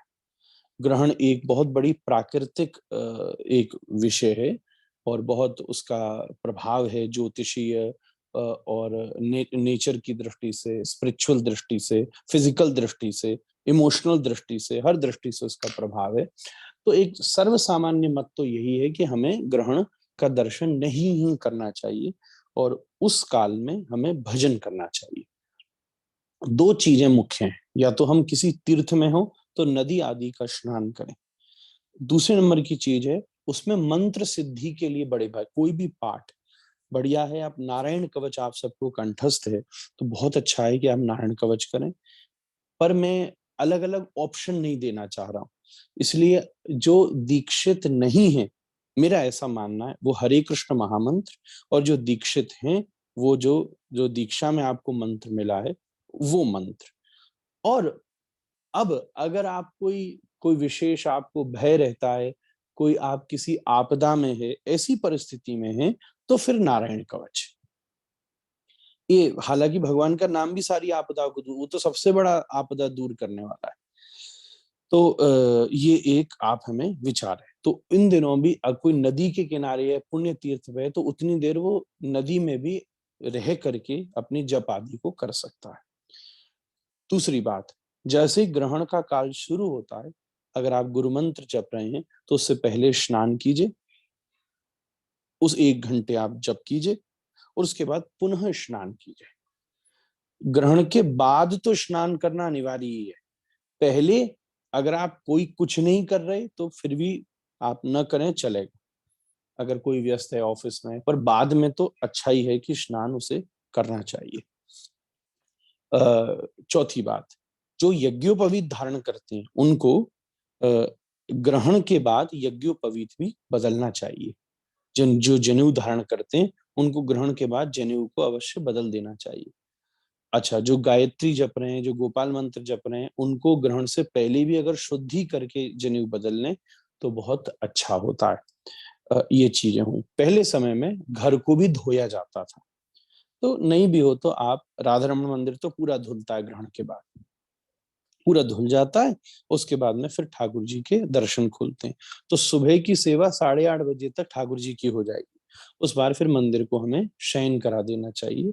और केवल ये चीज इसलिए सूतक पातक, मतलब ये चीज इसलिए जिससे शुद्धि अशुद्धि का विचार हो सके। सूतक में अशुद्धि शुद्धि का विचार नहीं हो पाता, इसीलिए ये चीजें हमें करनी चाहिए। तुलसी माला, अगर हमारी कोई दीक्षा है, अगर हमारा कोई इसमें विशेष कोई प्रसादी है तो अलग बात है। जब आप स्नान करते हैं तो तुलसी का भी स्नान हो जाता है, तो वो पवित्र हो जाती है। परंतु अगर आप सामान्यतः माला भी बदलने का भी विधान है, माला भी बदली जा सकती है। कई ऐसा भी मत देते हैं कि अगर आपकी कोई सामान्य आपने तुलसी धारण की है, तो हालांकि तुलसी कभी सामान्य नहीं होती, फिर भी अगर वो बस कोई ऐसी पुरानी नहीं है, कोई बहुत महत्वपूर्ण नहीं है, तो आप उस माला को भी परिवर्तित कर सकते हैं और जनेऊ को भी परिवर्तित कर सकते हैं। उसके बाद में स्नान करके सबसे पहली चीज होती है ठाकुर जी का आप मंदिर खोलिए और मंदिर खोल के कुछ भोग लगाइए। अब आपकी जो जैसी सेवा है, अब आप राधा रमणीय सेवा कर रहे हैं तो उस हिसाब से करिए, सामान्य घर की कर रहे हैं तो उस हिसाब से करिए। उस समय अगर आप कहीं ऑफिस में हैं तो आप कम से कम मनी मन आप करें। ये ग्रहण में कुछ साधारण ही नियम है। अब बहुत सारे इसमें बड़ी बड़ी चीजें भी, मौन भी रखने का विधान है, शुद्ध वस्त्र पहनने का भी विधान है। उसके बाद अब पहले समय में तो घर में भोजन स्टोर नहीं होता था, तो खास जो डेयरी प्रोडक्ट्स होते हैं ना, वो तो बिल्कुल ही नहीं रखे जाते। फिर भी जल और डेयरी प्रोडक्ट्स पर हम कुशा रख दें तो उससे उसको पवित्र माना जाता है। ऐसा बड़े लोगों ने, ये हमारे शास्त्रों ने इस चीज का इस रूप में विधान किया है। तो 1 घंटे ग्रहण में सब चीजें अच्छी हैं, पर सबसे अच्छा जप है। तो आप माला पे कर लें, आप कर माला पे कर लें, वो भी नहीं कर सकते हैं तो आप केवल मुख से भगवान का अपना नाम लेते रहें। और दृढ़ता से, ऐसे एक संकल्पीय दृष्टि से, आप ऑफिस में भी हैं तो भी घड़ी पर नजर रखते हुए आप उस समय मनी मन वो काम को कर सकते हैं। तो ये सारी चीजें। अब प्रश्नों को यहीं से अपन शुरू करते हैं। सबसे पहले कुशा मतलब दूर्वा नहीं बेटा, कुशा और दूर्वा अलग होती है। दूर्वा हरे रंग की होती है घास, कुशा बिल्कुल सूखी होती है। पंडित जी जब कभी आपको हाथ में ऐसे पहनाते हैं, आप बाजार में पूछेंगे वो आपको बता देगा। दूर्वा और कुशा दो अलग अलग चीजें। अब किसी वैष्णवी ने पूछा, मोक्षोपरांत ठाकुर जी को पुनः स्नान कराना? हाँ, कराना चाहिए। चित्र सेवा है तो मानसी, और अगर विग्रह सेवा है तो हमें वैसे स्नान करना ही, अभिषेक करके फिर करते हैं। आशीष ने पूछा, कृपया गोपाल मंत्र बताने की कृपा करें। बेटा उसके लिए दीक्षा लेनी पड़ती है, ऐसे मंत्र बताने का विधान नहीं है। जो हैवी दवाई होती है ना, वो डॉक्टर टेस्ट के बाद ही बताता है। हवा हवा में बता देगा तो अभी जो दवाई है वो उल्टी पड़ जाएगी। एंटीबायोटिक है ये, नहीं स्टीरॉइड है ये। तो क्या गोपाल मंत्र सभी जप कर सकते हैं? नहीं, जिसको दीक्षा मिली है वही जप कर सकता है, और दीक्षा से ही उसका प्रभाव होता है। दीपदान लास्ट सुबह होगा या फिर ग्रहण के बाद करें? नहीं, ग्रहण के बाद भी आप दीपदान कर सकते हैं। उस दिन पूर्णिमा है, पर वृंदावन जी में पूर्णिमा का व्रत एक दिन पहले हो रहा है। जो लोग कार्तिक पूर्णिमा करते हैं, पूर्णिमा का व्रत एक दिन करेंगे, उस दिन भी पूर्णिमा है, तो आप 8:30 बजे तो 6:30 बजे तो फ्री हो जाएंगे, तो उसके बाद आप दीपदान कर सकते हैं। संजय रूपल ने कहा है, न्यू सीरीज अबाउट मेरे सपनों का Bharat is interesting, gives new direction. Thank you, and I would need your suggestion also कि हम किस पर वीडियो बनाएं, तो you can write me an email. मैं अगला एक वीडियो गीता पर ही सोच रहा हूँ कि गीता जयंती भी आ रही है, मेरे सपनों के भारत में गीता का महत्व। फिर भी अभी आज हमने उसमें हेलोइन पर कुछ डाला था, उसको सुनिएगा, शेयर कीजिएगा। फालतू में वैसे ही आदमी भूत है और भूत बनाते हैं हेलोइन में, बड़ा विचित्र हो जाता है, तो इसलिए दिस इज वन थिंग। मेरे मैसेज कहाँ जा रहे हैं, बंद हो गया इसमें। फिर राधा रमन, आप जो मैसेज भेज रहे थे वो सब गायब हो गए हमारे फोन में, अब तो पता नहीं कहाँ गया। हाँ, फिर से कुछ तो दिख रहा है, हाँ आ गया। महाराज जी, नारायण कवच बता सकते हो? आपको निमाई पाठशाला से जुड़ी रहिए तो आपको नारायण कवच यहाँ सिखाया गया है। अदरवाइज हमारे YouTube चैनल पर इसका वो है, लिंक है, आप उसमें पढ़ सकते हो, सुन सकते हो। क्या संडे को तुलसी में जल नहीं देना चाहिए? प्लीज थोड़ा, कि बिल्कुल दे सकते हो, ऐसा कहीं नहीं लिखा है। हाँ, दो चीज है, तुलसी के दो प्रयोग हैं, एक ठाकुर जी का सेवा, एक आयुर्वेद। आयुर्वेद में तुलसी को तोड़ने के अलग अलग विधान है, और ठाकुर जी की सेवा के लिए सूर्यास्त के बाद नहीं, उससे पहले आप किसी भी दिन तुलसी जी को ठाकुर जी की सेवा के लिए ले सकते हो। बासी तुलसी चढ़ाओगे नहीं, और अगर आप नई तुलसी तोड़ रहे हो तो सेवा में कैसे अर्पित करोगे, तो ये एक विषय है। आशीष जी लिखते हैं, मैं आपकी नित्य कथा सुनता हूँ, धन्यवाद। कथा मेरी नहीं है, ठाकुर जी की है, मैं ठाकुर जी कथा कहने वाला हूँ, तो आप नित्य ठाकुर जी कथा सुनते हैं, श्री राधारमण जी कथा सुनते हैं। कथा तो मेरी है ही नहीं, कथा तो राधारमण जी की है, मैं तो उसका केवल प्रवक्ता हूँ। संजय रूपल जी ने प्रश्नों की झड़ी लगा दी है। वैसे आपने बताया कि छोटे बड़े के चक्कर में नहीं पड़ना चाहिए, लेकिन जब अपने आसपास फैमिली में भी अलग अलग इष्ट हों तो इसलिए क्वेश्चन है। हर एक पुराण में एक तत्व को फोकस करके बाकी के स्वरूप को उनके प्रति नीचे दिखाते हैं। हर व्यक्ति विलास भगन नाम महात्मा अंतर्गत की सक्रिय सार दीपिका गोपाल भट्ट गोस्वामी के अन्य देवता ब्रह्मा शंकर के विष्णु नाम तथा अन्य देवता अर्चन निषेध बताया है। कुछ गौड़ीय संस्था भी उनका प्रचार करते हैं। यह स्वरूप सुप्रीम है। दूसरा, और पंचदेव उपासना का भी महत्व सुना है, और काफी महानुभाव जैसे डोंगरी जी महाराज, विनोद बाबा प्रेमानंद महाराज, कृपालु महाराज आपसे सुना है कि ईश्वर बड़ा छोटा नहीं होता, ईश्वर एक ही है, तो इसे कैसे समझें? दूसरी बात, अगर आप स्वरूप को एक सा मानते हैं तो इसका क्या मतलब? जाना जाए कि सब निराकार ब्रह्म से अलग सगुण रूप से शंकराचार्य बताते हैं। बड़ी लंबे प्रश्न है, छोटे में जवाब दूंगा। हमें हर समय ये प्रूफ नहीं करना है कौन बड़ा है कौन छोटा है, ये बात डेफिनेटली है, ये बात तो एक बार समझ में आ गई। आपके लिए वो बड़ा है जो आपका इष्ट है, सबसे बड़ी बात ये। एक चीज ये बता, कोई अत्यंत पूरी समाज कह रहा है कि कोई स्त्री बड़ी कुरूप है, पर उस कुरूप स्त्री के लिए भी भगवान ने कोई पति बनाया है, और जिसने उससे विवाह किया है उस पति के लिए वो कुरूप स्त्री भी दुनिया की सबसे बड़ी सुंदरी है। अगर वो महाकुरूप भी उसके लिए दुनिया की सबसे बड़ी सुंदरी नहीं है, तो फिर उसके पति के पति धर्म पर विचार करना चाहिए। अगर वो महाकुरूप में भी सबसे बड़ी रूपवती का दर्शन नहीं करता, तो पति के पतित्व में कमजोरी है। पर कोई सबसे बड़ी कुरूपवान भी हो, पर अगर उसके पति के लिए वो अत्यंत रूपवती है, तो ये पति का उसके प्रति स्नेह है। उसी प्रकार बड़ा कौन है? बड़ा वो है जो आपका इष्ट है। जो इष्ट है, जहां आपकी पूर्ण निष्ठा है, वो आपके लिए सबसे बड़ा है। इस बात में कोई दोहराई नहीं है कि शास्त्रों ने सदा श्री ठाकुर जी को ही अवतारी स्वरूप में स्वीकार किया, वो सबसे बड़े। अब आप एक चीज ये बताइए, क्या आप कोई सामान खरीद रहे हैं बाजार में से कि हमें बेस्ट सामान खरीदना है? भगवान के स्वरूप कोई सामान नहीं है, कोई प्रोडक्ट नहीं है, कि it is not a game of marketing that the best thing we want to buy, कि भाई राम जी से बड़े श्याम जी हैं और शिव जी से बड़े गणेश जी हैं ना। मैं शास्त्र की बात को तो मान रहा हूँ, श्री कृष्ण तो बड़े हैं ही हैं, पर इस बात को हमें बार बार दोहराने की कोई आवश्यकता नहीं है। हमारी निष्ठा हमारे लिए सबसे बड़ी है। निश्चित रूप से हर पुराण में जिस पुराण के लिए वो लिखा गया है, उस पुराण में उस देवता को प्रधान रखा गया है, क्योंकि अलग अलग माध्यमों से भगवान उसमें देखो। अब इसमें आपने कहा कि भगवान एक ही हैं, ईश्वर छोटा बड़ा नहीं होता, पर आप उसमें अंतर कैसे मान रहे हैं, या ब्रह्म मान रहे हैं, या क्या मान रहे हैं? तो मैं एक छोटा सा दृष्टांत आपको देता हूँ। पूरी गंगा गोमुख से लेकर गंगा सागर तक एक ही होती है, पर फिर भी अलग अलग शहरों की गंगा में उसके महात्म बड़े छोटे हो जाते हैं। जैसे कलकत्ता की गंगा आपको उतना आनंद नहीं देगी, काशी की गंगा जितना आनंद देगी। कानपुर की गंगा उतना आनंद नहीं देगी, प्रयाग की गंगा जितना आनंद देगी। उसी प्रकार यमुना भी बहुत जगह बहती है, पर मथुरा की यमुना का गुण कुछ अलग ही है। उसी प्रकार ईश्वरीय तत्व विभिन्न विभिन्न रूपों में प्रकट होता है। वो ईश्वरीय तत्व क्या है? ईश्वरः परम कृष्ण, कृष्ण ही ईश्वरीय तत्व है। कृष्ण कौन है?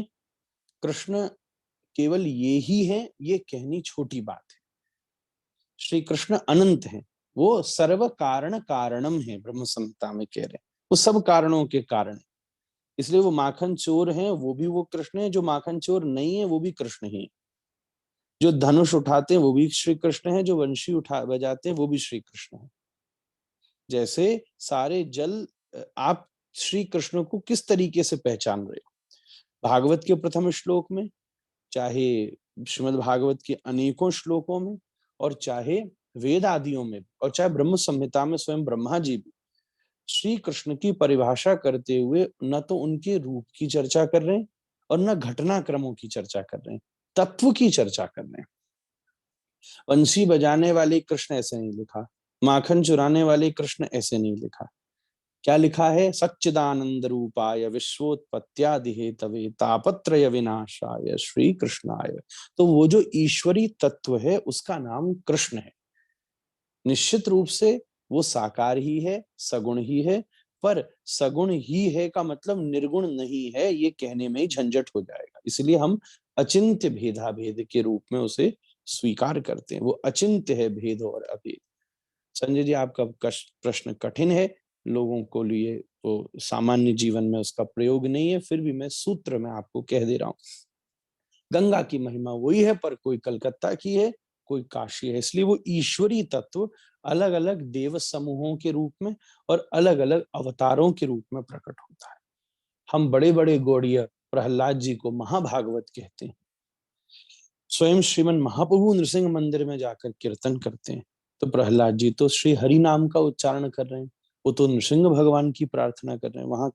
अब तो अगर वो कृष्ण जो आपकी दृष्टि में कृष्ण हैं, तो प्रहलाद ने तो वो कृष्ण की तरफ तो वो गए ही नहीं, पर वो हमारे लिए सबसे परम भागवत हैं। बड़े से बड़े गौड़िया अपने घर में प्रहलाद नृसिंह की उपासना करते हैं। तो ये बात को हमें बड़ी सावधानी से समझना है। हम इस बात को समझ लें, पर ये बात अनुभव की है, ये बात प्रमाणित करने की नहीं। अगर हम किसी राम भक्तों को कहेंगे कि हमारे कृष्ण बड़े तुम्हारे राम छोटे, तो हम कोई वैष्णव सेवा नहीं करेंगे, बल्कि वो उसका स्वाद ले लेगा तो अपने आप उसकी निष्ठा उस रूप में परिणत हो जाएगी। निश्चित रूप से महाप्रभु उस परम रस का, जब कृष्ण रस का आस्वादन करते हैं, उस आस्वादन को देखकर लोग आकर्षित हो जाते हैं और श्री कृष्ण रस में विलीन हो जाते हैं। तो ये सब इसका स्वरूप है। जो आपने प्रश्न इतने सारे पूछे, मैं उसको सार रूप में यही कह सकता हूँ। तो निर्गुण ये बात नहीं है, हम शांकरी मत के नहीं है, हम तो विशुद्ध गौड़िया मत के लोग हैं। और भगवान बराबर है, ये निराकार मत नहीं है। ईश तत्व बराबर है, वो ईश श्री कृष्ण हैं। उनका प्राकट्य अलग अलग स्वरूप में होता है। जैसे प्योरेस्ट गंगा गोमुख में मिलती है, ऐसे ही जो ईश्वरी तत्व जिसका नाम कृष्ण है, वो वंशीधारी श्री कृष्ण उस ईश्वरी तत्व का गौमुख है। परंतु वो ईश्वरी तत्व कलकत्ता, काशी, कानपुर में भी मिलता है, जो कि ब्रह्मा, रुद्र आदि स्वरूपों में उस ईश्वरी तत्व का उस रूप में प्रकाश होता है। आई होप थोड़ा बहुत मैं उसको छू सका, पर ये तो एक लंबे संवाद का विषय है। इसी प्रश्न में बड़ा समय लग गया, हम 2 प्रश्न और ले लेंगे क्योंकि बहुत समय हो गया। और अरे जो इसके जवाब देने में 250 प्रश्न आ गए। कुशा के स्थान पर तुलसी पत्र का प्रयोग कर सकते हैं। हमें कुशा ही रखनी चाहिए, ऐसा ही बड़े लोगों का साधन है। बिल्कुल ही न मिले तो ठीक है, तुलसी जी रखें, पर इसमें प्रयोग कुशा का ही है, उसका अपना महत्व है। गुरु महाराज गोवर्धन की परिक्रमा कर सकते हैं क्या? ये आपने क्या ग्रहण में पूछा है, तो मैं कर सकते हैं, पर भजन करना श्रेष्ठ है, जो मैं आपसे कह चुका हूं। इंस्टेंट त्रिताप से मुक्ति कैसे अनुभव में आएगी? प्रणाम महाराज जी। पहले ये जानना जरूरी है कि त्रिताप है क्या। क्या आप केवल किताबी भाषा बोल रहे हैं कि आपने उनका अनुभव भी किया है?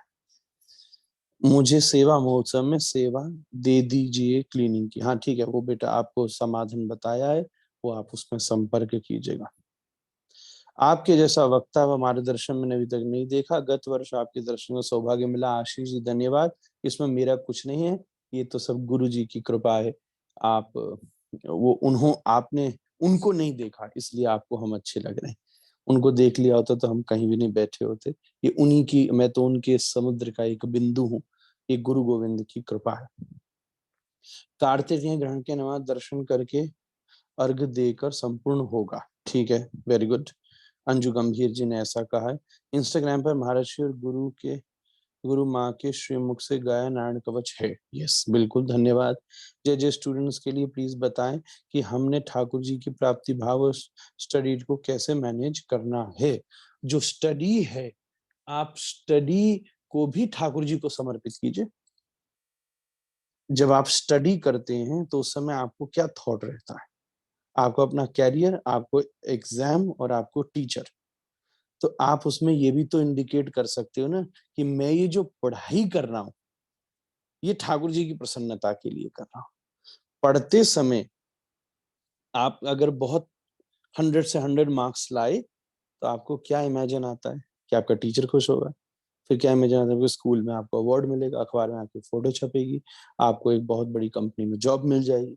तो ये थॉट में आप पहले ठाकुर जी को भी ले आओ कि अगर मैं इतना पढ़ा लिखा, अखबार में जिसकी फोटो छप जाए, स्कूल जिसको रिकॉग्नाइज करे, वो गले में कंठी डालकर, माथे पर तिलक लगाकर और बैठ के भजन करेगा, तो श्री ठाकुर जी को कितनी प्रसन्नता। ठाकुर जी को विद्वान बड़ा पसंद है। भगवान ने गीता में स्वयं कहा कि मुझे ज्ञानी बहुत पसंद है।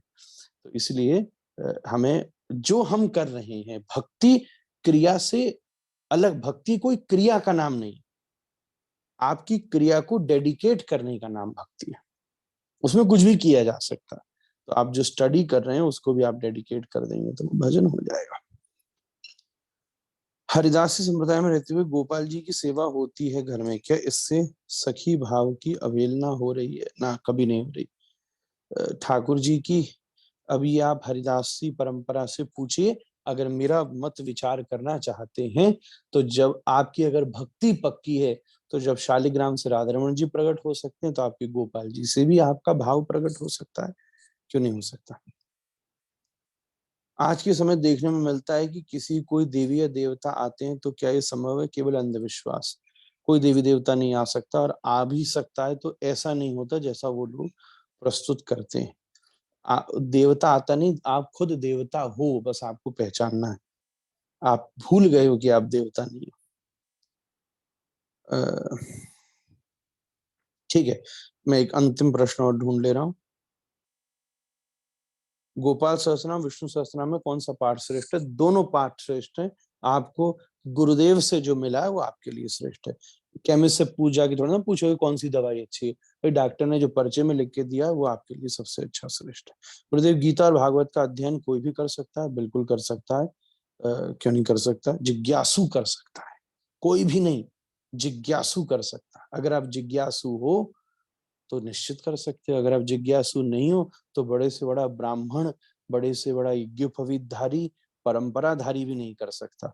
अगर आप जिज्ञासु हो तो दूरी रह करके भी एक सनत कुमार संहिता, उसको किसी को पढ़ना था तो पीछे लग गया, तो गुरुजी बोले तू अधिकारी नहीं, मैं तुझे नहीं बोले, मुझे तो पढ़ना ही है। तो फिर एक पर्दा लगाया गया, गुरुजी उधर बैठते थे, बोलते थे, वो उधर बैठता था और उसने पढ़कर सनत कुमार संहिता याद कर ली। तो जो जिज्ञासु है वो कोई भी रास्ता निकाल लेता है। श्री राधारमण जी को देखते कभी बाल भाव, कभी गुरु भाव, कभी प्रियतम भाव बढ़ता रहता है। कैसे समझे हमें कौन से भाव में पूजना चाहिए? प्रश्न करने भूल हो तो क्षमा करें। एकता वर्मा जी ने पूछा है। भैया आपको संबंध का निरूपण करना पड़ेगा। जैसे पंडित जी दो स्त्री पुरुष का पति पत्नी नामक संबंध बिठा देते हैं, ऐसे गुरु जी इष्ट और भक्त का संबंध बिठा देते हैं। अब इष्ट भक्त के संबंध में अलग अलग भाव आते रहते हैं। कभी कभी पत्नी पर लाड भी आ सकता है, कभी कभी पति पर क्रोध भी आ सकता है, ये सब उसके डिफरेंस है। कभी कभी पति पत्नी गुरु के तरह भी बिहेव कर सकते हैं। तो बहुत सारी चीजें, मैंने पति पत्नी पर गुस्सा होता है जब ये बोला तो कई पति पत्नी हंसने लग गए मेरी स्क्रीन पर। भाई ऐसा मत करो आप। आप लाला निमाई को किस नाम से बुलाते हैं? हम निमाई के नाम से बुलाते हैं। हाँ, सखी चोपड़ा जी ने कहा है कि थ्रू गीता पाठ कर सकते हैं, आपका मन के सानिध्य में। हाँ, कर सकते हैं। Thank you so much Maharaj ji for answering and sorry you have been posting a long question. Oh Sanjay ji, no problem, you are always welcome and I love to have your questions. ग्रहण के समय ग्रंथ का स्पर्श करना या पढ़ना उचित है? भैया आशीष जी, जप करना उचित है और कुछ मत करिए, केवल जप कीजिए। आप ये घूम घूम के प्रश्न कर रहे हैं तो उचित अनुचित छोड़ो और भजन करो। गुरु मंत्र सनसेट के बाद कर सकते हैं क्या? अगर सनसेट के बाद नहीं करना चाहिए, बट अगर आप का रह गया है तो स्नान करके आप कर सकते हैं। गुरु नाम लिया है पर अभी हमारे गुरुजी यहाँ नहीं है तो क्या करें? गुरु बदले? नहीं, शिक्षा गुरु, दीक्षा गुरु और शिक्षा गुरु दो चीज होते हैं। तो हम कई बार किसी को शिक्षा गुरु के रूप में स्वीकार करके उसको हम आश्रय में लेकर ये चीजें अपनी जिज्ञासा पूछ सकते हैं। महाराज जी, मुझे आपकी सेवा करनी है। अच्छा, तो मुझसे बहुत सारे लोग प्रश्न करते हैं, महाराज जी आप कैसे प्रसन्न होंगे, या आपकी सेवा करनी है, या गुरु कैसे प्रसन्न होता है? तो मैं एक छोटी बात आपसे कहूं कि गुरु सबसे प्रसन्न तब होता है जब उसका चेला नॉनसेंस बिहेव ना करे। कोई मूर्खतापूर्ण कार्य न करे, इससे गुरु सबसे ज्यादा प्रसन्न होता है। और जो करे, कुछ उसके लिए करे न करे, पर कहीं भी करे, अब माथे पर श्री लगा के चैतन्य महाप्रभु, श्री गोपाल भट्ट जी महाराज, श्री विजय कृष्ण जी महाराज, श्री अतुल कृष्ण जी महाराज, श्री भूति कृष्ण जी महाराज, और फिर हम जैसो खेपा से भी आपने दीक्षा ग्रहण करके इतना बड़ा चिन्ह माथे पे लगा रखा है, और फिर अगर उसके बाद कोई खेपापंथी का हम काम करें, कोई नॉनसेंस बिहेव करें, कहीं हम छोटे से यश को खोजने की कोशिश करें, कहीं पर हम भोजन को कॉम्प्रोमाइज करने की कोशिश करें, फिर आप जो मर्जी करें, वो आपकी अपनी व्यवस्था है।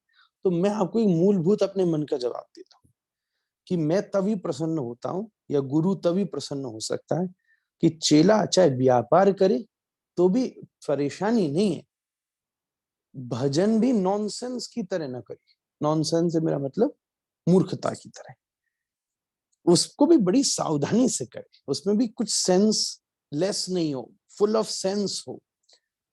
वो भजन भी नॉनसेंस की तरह करेगा तो मतलब ठीक है, भगवत प्राप्ति तो हो जाएगी, वह गुरु प्रसन्न नहीं हो सकता। उसको भी बड़ा ग्लोरियस करे, बड़ा उसको भी बड़ा सेंसफुल करे। तो मुझे लगता है इतना कहना पर्याप्त है। किसी को बुरा लग गया हो तो आई एम सॉरी, बट मैंने सोचा कि मैं कह ही दूं। If I behave nonsense then I am sorry. मेरे से तो हो जाता है हमेशा गुरुदेव, कैसे मूर्खता मतलब है? मैं समझा नहीं लाली आपका प्रश्न जिसने भी पूछा है। एक जिज्ञासा और है कि बिना दीक्षा के महामंत्र या किसी अन्य मंत्र का जाप कर सकते हैं? महामंत्र आप बिना किसी दीक्षा के कर सकते हैं, और हर मंत्र की अपनी अपनी मर्यादा है। आपको उस मर्यादा का पता करके उसको करना चाहिए। जैसे कोई नॉर्मल गोली होती है ना, विटामिन की गोली होती है, कोई ऐसी होती है, तो आप बाजार से सीधा खरीदिए, उसको खा लीजिए। You don't need a prescription for that, isn't it? There are few medicines you need prescriptions, without prescriptions you can't buy them. So ऐसे ही महामंत्र जो है ना, वो बिल्कुल विटामिन की गोली है। It's like multivitamin tablet with calciums and all the folic acids and everything, whatever nonsense they give nowadays, I don't know. तो वो सब आप महामंत्र की गोली रोज लेंगे तो आपकी इम्यूनिटी बढ़ाएगी, इम्यूनिटी बढ़ाएगी। तो आपकी इम्यूनिटी बढ़ी रहेगी तो जो प्रतिरोधक क्षमता है, जो भोग प्रतिरोधक क्षमता है, संसार नीरज भोग की तरह आकर्षित करता है। मेरी नजर तुम पे टिकी है, जो तुम आपस में गप्पे लड़ा रहे हो मुझे दिख रहा है। तो जो रोग प्रतिरोधक क्षमता है वो तो दवाई दूर करती है, भजन क्या करता है? भोग प्रतिरोधक क्षमता को दूर करता है। संसार हमारे सामने बहुत सारी भोग की वस्तुएं रख देता है। जैसे कोविड के समय कोई जा रहा हो, अगर किसकी इम्यूनिटी अच्छी हो तो उसको प्रभाव नहीं पड़ेगा। तो भजन साधु के पास क्या है? भोग प्रतिरोधक क्षमता है। उसको राजमहल में भी बिठा दो तो वो जम कर बैठेगा, राजा की तरह बढ़ेगा। तो महामंत्र की रोज की दवाई आपकी भोग प्रतिरोधक क्षमता को बढ़ा कर देता है। और जो मंत्र है वो कई एंटीबायोटिक की तरह भैया, कोई स्टेरॉइड्स की तरह, तो उसको विद द प्रिस्क्रिप्शन हमें लेना चाहिए। तो बस हो गया काम। हरे राम राम। ये तो पूरा ही जय तेधिकम भेज दिया किसी ने, वेरी गुड, थैंक यू महाराज जी। कार्तिक का उद्यापन कल करना है परसों? देखिए कार्तिक का व्रत जो है, व्रत तो होगा 4 को, मतलब एक दिन पहले, आई मीन 7 को। और जो आप उस दिन ग्रहण के बाद भी दीपदान करके फिर उस दिन पूर्णिमा है तो उसका आप उस दिन विश्राम कर सकते हैं, ग्रहण को भी उसमें जोड़ लें। ठीक है। मेरे सपनों के Bharat versus role of spirituality. Sakshi इसका मतलब समझाइए, हम समझे नहीं कि आप क्या कहना चाहती हैं। How to control anger. अच्छा,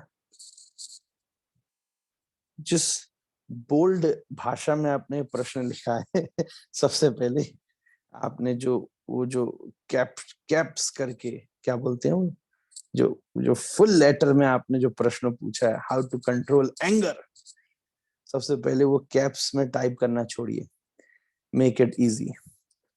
ये इस प्रश्न को पूछते समय भी इतना एंगर मत लीजिए, सिंपल रहिए। तो एंगर का जन्म कहाँ से होता है? हाँ, caps lock and capital yes. तो कहाँ गया हाउ टू कंट्रोल एंगर, गायब हो गया। तो मैं निवेदन करूं कि एंगर, अरुणा जी, क्रोध का उदय कहाँ से होता है? सीधी सीधी बात है, बिंदु में। अब आप कहोगे कि ऐसे कैसे हो रहा है? कई बार होता है ना, आपके पैर में सूजन है और आप डॉक्टर के पास गए, आप बोले पैर में सूजन है, तो वो कहता है यार तुम्हारे हार्ट में प्रॉब्लम है इसलिए तुम्हारे पैर में सूजन हुई। आपको यार पैर नीचे, हार्ट ऊपर है, ये क्या मतलब हुआ? तो इसी प्रकार मैं निवेदन करूं कि एंगर अगर है तो इसका मतलब ईगो है। ईगो के बिना एंगर नहीं हो सकता। तो ईगो हमारे भीतर ये इच्छा जगाता है कि कोई हमारे लिए भी कुछ करे। ईगोलेसनेस व्यक्ति इसी थॉट से फ्री हो जाता है बस। ईगो वाला और ईगोलेस व्यक्ति में केवल इतना ही अंतर है। ऐसा नहीं कि ईगो वाला व्यक्ति, ईगोलेस व्यक्ति जमीन पर बैठता है, ऊपर नहीं बैठता, कुर्सी पे बैठता, गाड़ी में नहीं, इस सब से कोई मतलब नहीं। कुर्सी, गाड़ी, घोड़ा, ये सब तो अलग चीज है। पर ईगो वाला व्यक्ति सदा विचार करता है कोई हमारे लिए कुछ करे। और मैं कल परसों कहीं सड़क पर जा रहा था, तो इन दिनों शादी शुरू हुई ना, शायद कल ही की बात है, परसों की बात है, तो बहुत सारे बैंड निकल रहे थे, बैंड में गाने बजते हैं, तो उसमें गाना बज रहा था, पूरा तो मुझे नहीं आता, पर मुझे प्यार करो ऐसा कुछ गाना चल रहा था। तो मैं बड़ी जोर से हंस रहा था, बताओ ये भी रो रो के गा रहे हैं मुझे प्यार करो ये डिमांड खड़ी। तो कोई मेरे लिए कुछ करे, ये ईगो का विषय। कोई मेरे लिए कुछ नहीं करे और जहां मेरी जरूरत पड़े मैं उसके लिए सब करूं, ये सेल्फलेस एटीट्यूड ही आई वुड से हम्बिलिटी है, या यही उसकी सिंप्लिसिटी है, यही ईगोलेसनेस है। तो जब ईगो होता है तो हमारे भीतर डिजायर पैदा होती है कोई हमारे लिए कुछ करे, और जब कोई हमारे लिए कुछ नहीं करता ऐसा विचार आता है तब हमारे भीतर क्रोध की जागृति होती है। और क्रोध क्या है कि एक्चुअल में वो कुछ है नहीं, उससे सामने वाले व्यक्ति को कोई फर्क नहीं पड़ता। वो ऐसे ही कि जैसे अंदर बहुत दिन से कोई ज्वालामुखी हो और वो फट गया एकदम से, वो निकला तो अंदर ही जहां से ज्वालामुखी निकलता है वही जगह को वो खराब कर देता है, दूसरे को कोई फर्क नहीं पड़ता। तो इसलिए एंगर को अगर कंट्रोल करना है तो अपने जीवन में सेवा का अभ्यास बनाइए। आप सेवा कीजिए, कहीं जाके खूब सेवा करने का प्रयास कीजिए, कहीं मंदिर का मार्जन कीजिए, कहीं पादुकाओं की सेवा कीजिए, कहीं कुछ छोटी से छोटी सेवा कीजिए, उससे आपको शायद काम बन जाए। गृहस्थ में गीता जी के रोल पर कुछ प्रकाश करने की कृपा करें। मैं 18 दिन गीता जी पर बोला हूं, आप उसको सुनिए। हेलोइन वाला वीडियो बहुत ही लाजवाब है, सभी बच्चों को देखना दिखाना चाहिए। थैंक यू ऋषि गंभीर जी, आपने देखा, आपको अच्छा लगा, हमको भी अच्छा लगा। महाराज जी, यदि 10 वर्ष की उम्र में ही किसी की दीक्षा करा दी गई हो जब उसे ज्ञान भी न हो इसका, और वो गुरुजी के स्टेज से ही मंत्र बोला हो, तो 10 वर्ष की बच्ची को हमें उससे कोई एक मंत्र खुद से चुनना है, तो क्या वो दीक्षा मान्य होगी? क्या एक 10 वर्ष का बच्चा स्वयं से मंत्र का चयन कर सकता है जब उसे इतना ज्ञान भी न हो? तो क्या दोबारा दीक्षा ली जा सकती है? इस परिस्थिति में दोबारा दीक्षा ली जा सकती है, पर जिससे दीक्षा मिली थी उससे पहले उसकी अनुमति लेनी होगी। ऐसी चीजों में पहले उससे आप अनुमति ले लो। और मैं एक निवेदन करूं, मंत्र बड़ा नहीं है, मंत्र करने वाला बड़ा है, उसका समर्पण बड़ा है। कोई मंत्र न मिला हो, निष्ठा पक्की हो तो काम बन जाएगा। मरा मरा कह करके भी वाल्मीकि जी ब्रह्म समाना हो सकते हैं। आप बोलो 10 वर्ष का बच्चा चयन, अरे भाई ध्रुव और प्रहलाद 5 साल की अवस्था में भगवान को पा सकते हैं। तो आप इन गणितों में मत फंसो, मतलब आप इम्प्रेस हो रही हो, अगर आप आज किसी और से इम्प्रेस हो रहे हो तो कल किसी और से हो जाओगे। तो जो मिल गया सो मिल गया, अब जो मिल गया अब उसको हमें निभाना है, उसको पक्का करना है, उसको दृढ़ता करनी। फिर भी अगर हमको ऐसा लगता है तो मैं केवल ये सुझाव दे सकता हूं कि जिससे आपको दीक्षा मिली है उससे आप मतलब पूछ लीजिए कि हम फलाने फलानों से लेना चाहते हैं, वो अनुमति दे तो still you can think, but the best is कि अब जो मिल गया तो मिल गया, तो उसको नहीं बदला जा सकता। ज्योति बजाज ने जोरदार की बात की, एंगर कम करना है तो निमाई पाठशाला की रेगुलर क्लास लगाइए। क्या बात है, मैं ज्योति जी के घर वालों से बात करूंगा, पूछूंगा क्या इनकी बात में सच्चाई है। तो आप सब हंस जाते हैं इसलिए बीच बीच में मैं ये बोल देता हूँ, नथिंग एल्स, पर दैट्स ट्रू। संस्कृत बोलने में त्रुटि हो जाए तो दोष लगता है क्या? देखो, दोष दो चीजें हैं कि अपने को विद्यार्थी की दृष्टि से हम एक्सपर्ट की तरह से कभी भी ना बोलें, विद्यार्थी की दृष्टि से बोलें, और कुछ भी प्रार्थना करने के बाद हम भगवान से क्षमा मांग लें। दूसरी बात है कि अवसर लगने पर जो अधिकारी जन है उससे उसकी शुद्धि कराते रहें तो दोष नहीं लगता। पर कोई आधा अधूरा ही समझ के अपने आप को महापंडित समझे तो फिर उसका दोष लगता है। आई थिंक बहुत लंबी क्लास हो गई, आप सब जुड़े हुए हैं इसलिए हम भी बोले जा रहे थे, और आज मैंने प्रयास किया कि मैं सारे प्रश्नों का उत्तर दे सकूं। आज का सत्र में यहीं पर विश्राम करता हूं। आशा है आप सब लोग इसका आनंद लिए होंगे। ऐसे ही अच्छा चलो, एक और बात जोरदारी की आ गई। गुरुदेव, हम खुद को कैसे समझें? अरे वाह, खुद को कैसे समझें? जब आप सुबह स्नान करके शीशा देखते हो तो आप अपने आप को कैसे देखते हो, ये बताओ पहले। श्री गुरु चरण सरोज रज और निज मन मुकुर सुधारी। खुद को क्या समझना है? खुद जैसे हैं सबसे पहले उसे वैसा स्वीकार करना है। अगर आप सजे नहीं हो तो शीशा पहले यही दिखाता है कि आप सजे नहीं हो, फिर आप सजने का प्रयास करते हो। ऐसे ही खुद को अगर समझना है तो सबसे पहले आपको अपनी त्रुटियों के साथ स्वीकार करना है। You have to accept as ever you are. हम ऐसे हैं, चाहे भले चाहे बुरे, पर हैं ठाकुर जी तुम्हारे। फिर उसमें सुधार लेकर आना है। तो मुझे बात गुरु कृपा कब कैसे कहां अनुभव होगी? जब तुम्हारा भजन बड़ा फ्लो में आ जाए और सब झंझट छोड़ो कि काम बन गया कि मैं जा रही थी और मेरे बिल्ली रास्ता काट गई और वो एकदम आधे रास्ते पे आके और बीच में से मुड़ के वापस लौट गई तो गुरुजी कृपा हो गई। या कोई मैंने बड़ा भारी फूल चढ़ाया था और वो एकदम बिहारी जी के हाथ से गिर गया और मैं दर्शन करने गया और पीछे से हाथ पकड़ किसी ने खींच लिया। ये सब तो ठीक है, इसको बाई चांस भी कहा जा सकता है। तुम्हारा भजन बिल्कुल फ्लो में आ जाए, बिल्कुल जैसे पता नहीं आप सब गाड़ी चलाते होंगे पर एक ऑटो पायलट मोड होता है गाड़ी में। हाँ, ऐसा होता है क्रूज जिसको बोलते हैं। हाँ, हम गाड़ी चलाने के शौकीन है इसलिए हमको पता है क्रूज।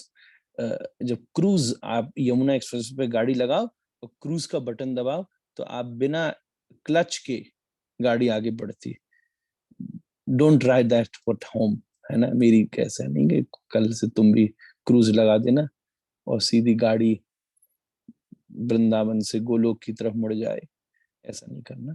पर मैं एग्जाम्पल दे रहा हूँ। अच्छा, ऐसे समझते हैं कि नाव में जैसे ही आप बैठते हो तो थोड़ा सा एक बार पतवार चलाते हो तो जैसे फ्लो आ जाता है। या कभी साइकिल चला रहे हो तो पेडल मारते हो, पेडल मारते मारते मारते मारते थोड़ा ऐसा आ जाता है कि पेडल रोक देते हो, फिर भी साइकिल खुद को खुद बढ़ती रहती है। तो भजन जब ऐसा अपने आप बढ़ने लग जाए, क्रूज पे आ जाए, तो गुरु कृपा का अनुभव करना। और सब चीजें तो आगे पीछे हैं, क्योंकि गुरु और शिष्य के संबंध के बीच का मूल आधार भजन है। और सब चीजें आगे पीछे की हैं, मूल चीज वो है। तो हो गया काम। अब तो सेंसलेस कार्य आपसे ये जानना है कि वो सेंसलेस क्या है? सेंसलेस क्या है? यही सबसे बड़ी सेंसलेसनेस है भैया। क्या जानना मतलब, you need to be senseful. चलो भैया बस अब मैं सेंसलेस होता जा रहा हूँ। I think I should stop now. हाँ, एक चीज मैं बताऊंगा, 24 घंटे क्या मैं लालजू की सेवा में होता हूँ? सेवा महोत्सव में, सेवा महोत्सव में नहीं, मैं 12 महीना 365 दिन लालजी की सेवा में होता हूँ। पर एक प्रत्यक्ष सेवा होती है, एक अप्रत्यक्ष सेवा होती है। तो जब मैं वहां होता हूँ तब मैं विशेष, ठाकुर जी के भीतर तो नित्य सेवा होती है। तो 24 घंटे की सेवा का मतलब क्या? जब हम शयन करके आते हैं तब मंगला की तैयारी चलती है, सुबह ठाकुर जी को उठाना है, फिर उसमें क्या श्रृंगार करना है, तो वो सभी सेवा का अंग है। और जो सेवा वाला व्यक्ति है, अब जैसे बहुत सारे हमारे वैष्णव है जो घर में जिनके उत्सव होना, मानो कल आप कोई ठाकुर जी का उत्सव कर रहे हो, तो अपने आप तो से सोचते हो कि यहाँ ये सजाएंगे, उसको यहाँ बनाएंगे, ये भोग लगाएंगे, तो ये सब सेवा का ही अंग है। तो मैं ऐसा क्यों बोला? क्योंकि जब मेरी एक सेवा पूरी होती है तो मैं तभी से अगली सेवा की तैयारी में लग जाता हूँ। तो इसीलिए वो सेवा का क्रम 24 घंटे चलता रहता है। तो ये सब विषय है। अनावश्यकताओं को हटाना। अभिषेक जी बोलते हैं सेंसलेस का मतलब आवश्यकताओं को हटाना। भैया सेंसलेस का मतलब सेंसलेस होता है और कुछ नहीं होता। झंझट खत्म करो। सेंसलेस का मतलब बिल्कुल सेंसलेस ही होता है।